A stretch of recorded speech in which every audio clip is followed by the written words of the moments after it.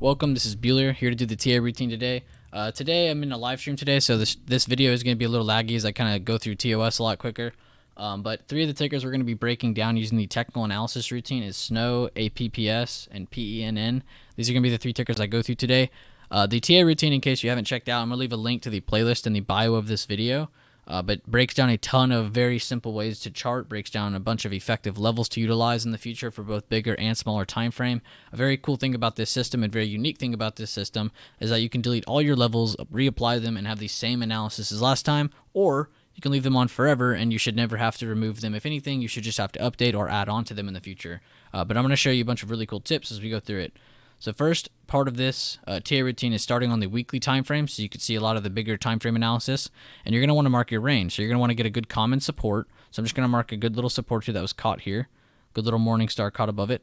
I'm going to mark my all-time high buy resistance. So as you can see there, we have a really good range. I can even mark this one if I wanted and give us a shorter range to look at. So now you're going to move down to the daily.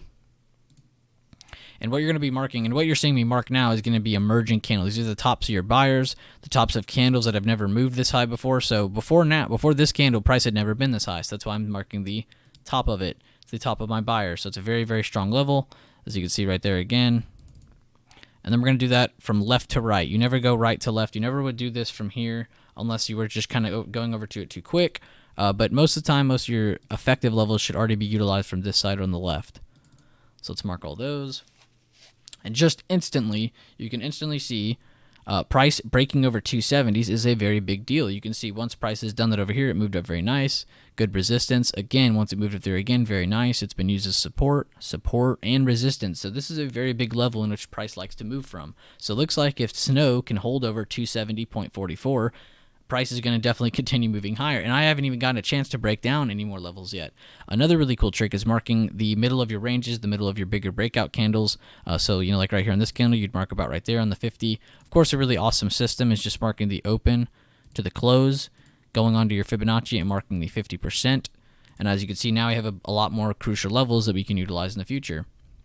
I'm also going to mark this support just because it's a good common support right here that was utilized, as well as resistance, as well as another support. So it looks like 234 is just as important as 270. It's just not being utilized right now.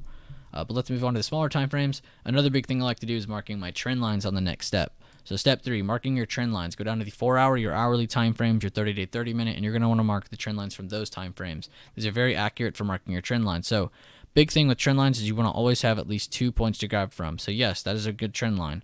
But another good thing is to look for trend lines that in which touch 3 to 5 times. So let's say I didn't like this and I didn't like that I added earnings with that trend line. I could easily get a little closer, and now you can see I have 1, 2, 3 touches now instead of just 1, 2, and I added earnings, and it's just really just an ugly line, not as useful. So let's add another line. Without utilizing current price, 2, you don't want to do that. So 1, 2, 3, 4 touches, 5 touches. Price is resisting it. So yeah, you can expect a slowdown on this broadening channel. I don't really like marking those, so I'm just going to leave my bottom, and I'm just going to kind of look at my emerging candles as I move on. Let's go down to the 30-day, 30-minute, where you can see about the last month of price action. You can mark levels in which you couldn't see beforehand. So if there's ever any levels that I could utilize, like right here, see there's a good resistance, turn support, fell through, jump roped it again, held as support, jumped roped it again, held as resistance, jump roped it again, now it's back above it. So as you can see, starting to build off our bigger time frame levels, but as you can see, there are definitely some levels here that I didn't see before. Resistance, breakouts, a very good breakout point that day on 255. Price came back down the next day, 259, ended up pushing over 270. So let's say I can't see any of this information right here, right? Well, let's make a day trade plan. So that's what you're looking for. Another really cool thing to mark, and I'll say that after I make this trade plan, is the BB system. So let's mark up our break above and break below. So marking your pre-market low, mark your previous day high, your previous day low is pretty much already marked, and then your pre-market high and low. So you already kind of have that by marking that. You could see 267.75 is a really good break above, to that bigger time frame resistance at 270.44. So that 1 is a good scalping opportunity, 2 a good day trading opportunity to hold over that 270.44.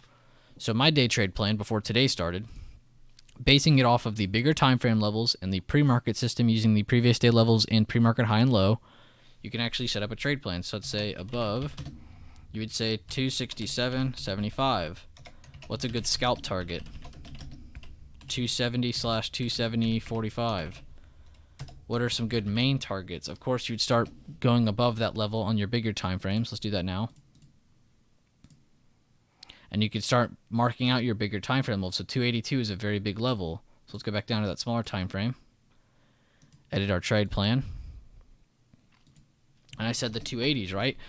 That's kind of a big move from 267 to 280. So let's mark some spikes in between. So what's above 270? 270, 250, 275, 277.50. And then you got your 280. So now you have all your really good targets now for your above. So now we have our above plan made. Let's make our below plan. So it looks like below 262. What's a good scalp target? Yeah, what's a good 40% quick in and out play? 259, 25 is a good one. And then you have your main targets that you're going to want to mark. 257.50, 255. You could do 250, 250 since it's not there. It's still above that level. So again, applying your psychological levels. People think this is made up stuff. It's really not. A lot of people end up using this stuff when we're at all-time highs as well. Let's say, let's go to a stock that just broke all-time high real quick. So let's look at Amazon. So when Amazon broke its all-time high, you know, a lot of people were like, well, where do you chart from there? You know, after you have all your emerging candles and stuff marked, you know, where were you supposed to go from there? Well, let's mark them. Let's mark the psychological level. So 36.75 is marked. We know that 3,700 is a psych. 37.25, 37.50, 37.75, 3,800. It keeps going, keeps going. You can actually see the levels are being utilized. You know, you might not like it here on the daily time frame, but I promise you on these smaller time frames when you're day trading, you're going to appreciate that work. So definitely go through your bigger time frames and mark up that stuff. It will give you everything you need on the smaller time frames. Let's move on to the next chart though. The next chart is APPS. We're going to start on the weekly just like we did on that last chart. Zoom in. Let's get the top of our range. Get the bottom of our range. I like to mark my peaks so I can see I have a very large range there. Go out to the daily. Marking that with my price level tool. Emerging candle getting closer to current price. You don't have to mark all of them, of course. It'll get a little hectic on your bigger time frame. Mark that gap range. Mark that midpoint of that candle. See if we miss anything else. There's good common supports in here that we missed. Support, support, support. Almost fell through, held, then fell under. Jumped up it again. So we have tons of levels marked. Let's move down to the 4 hour. Whoa. Let's get our trend line. So I really actually like way down here. You can see you have a very good angle kind of going. Whoa, didn't mean to do that. You have a very good angle just kind of going up that point. So we want to kind of catch that angle. So let's get a just ugly line here. Not looking to get anything kind of fancy yet. And you can see just kind of going off of that. We definitely can't start from that side. So let's move it back. Let's move it kind of around here where we kind of stumbled upon and then made these little bigger dips. So we'll keep it like that. And as you can see, without utilizing current price, focusing on 1, 2, 3 major points, we're actually finding a really good spot in which current price just bounced off of it. So you had a very good bounce, a wick, higher low, and now you're getting your pump. So now you're looking over the 50% retracement of that bigger red candle right there.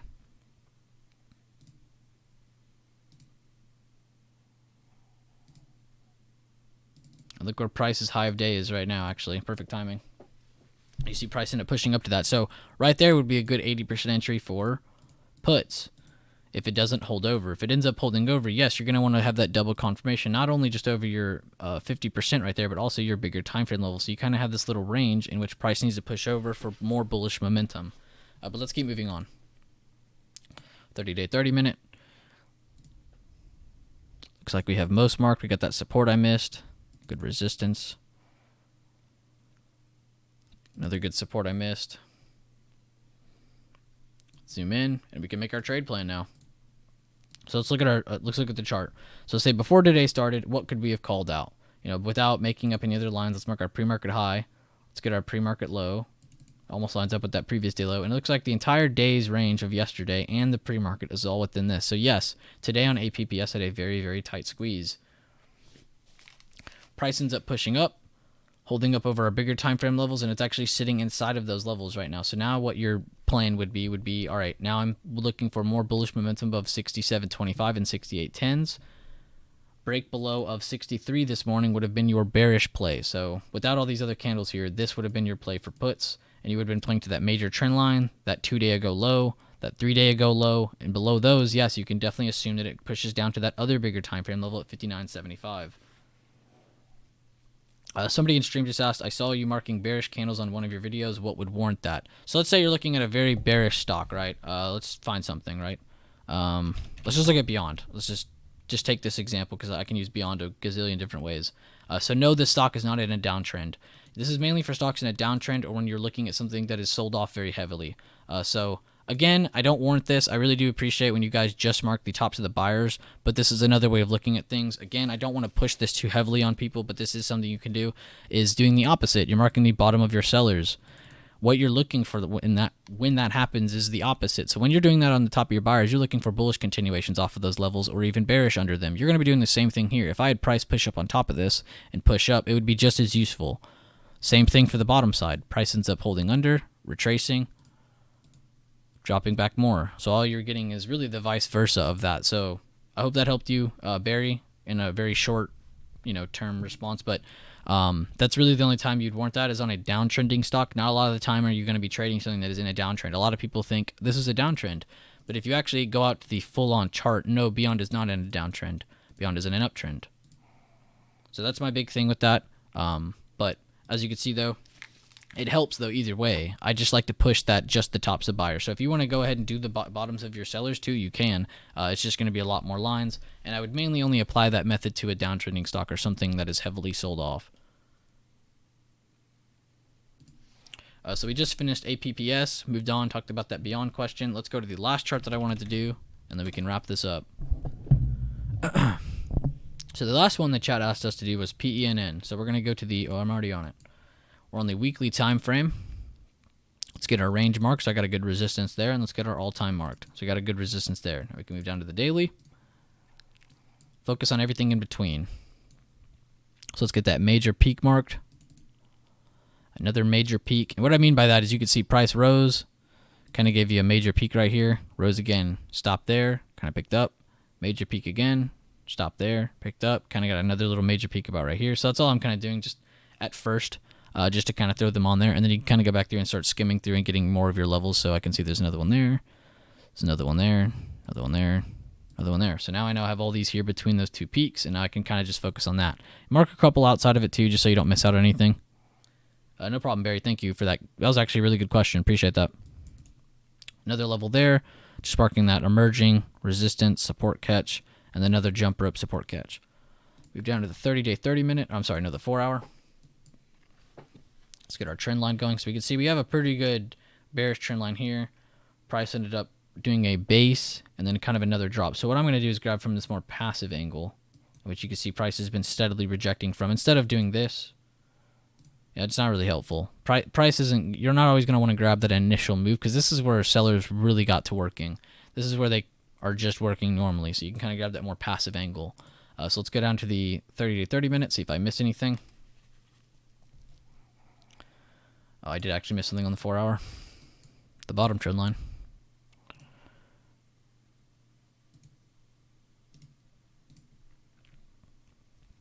And a lot of it is really just messing with it a few times, guys. Don't think you are messing up or anything. You're going to definitely want to mark these a lot. And you can see we do have a definite broadening channel downwards. When we had that base build, we had a slower angle build here. So you really have this slower angle building here. It really is just a strong downtrend channel, and it's getting sharper and sharper. So let's go back down to the 30-day, 30-minute. See if I missed anything. I missed that level. Support of this day. Uses as a good breakout for this day, almost a support catch, and as you see, support catch day. So 71.15 coming in big, and it looks like we can mark about right here. Just marking close to opening price on that day, and now we can make our trade plan. So let's say nothing has happened on today yet. We're not going to be capped in hindsight with that. Let's get our text note. I would be saying above 73.35 for calls. Scalp target. Could of course just say 74. Main targets, you could say 74.50 / 74.75. You could just say 74.70. So on and so on. You can see I actually missed a ton of levels here. 76 would be your next one. You don't want to do 75. Let's plan for the bottom side.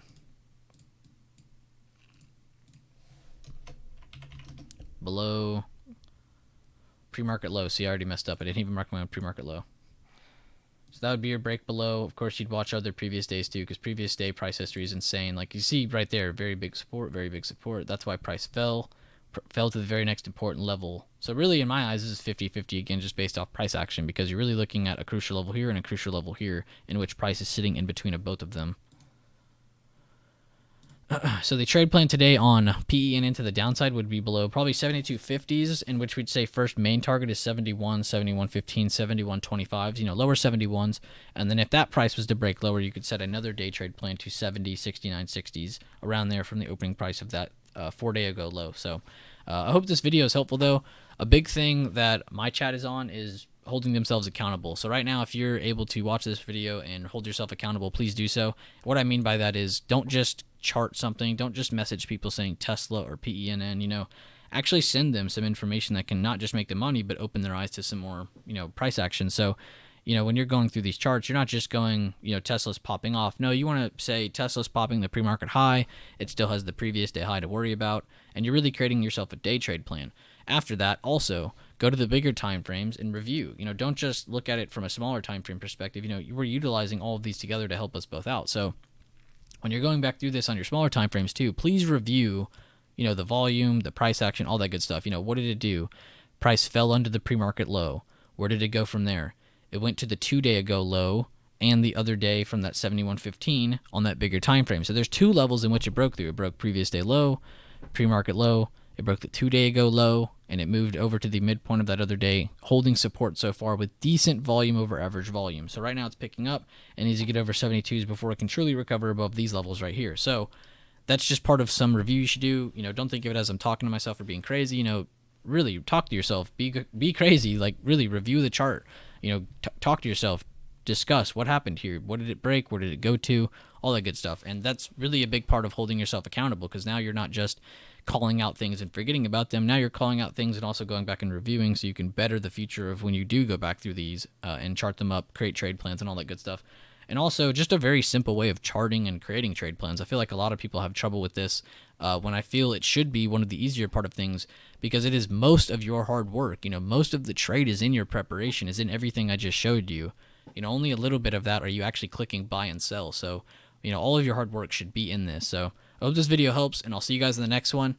But please leave a like and comment. Thank you.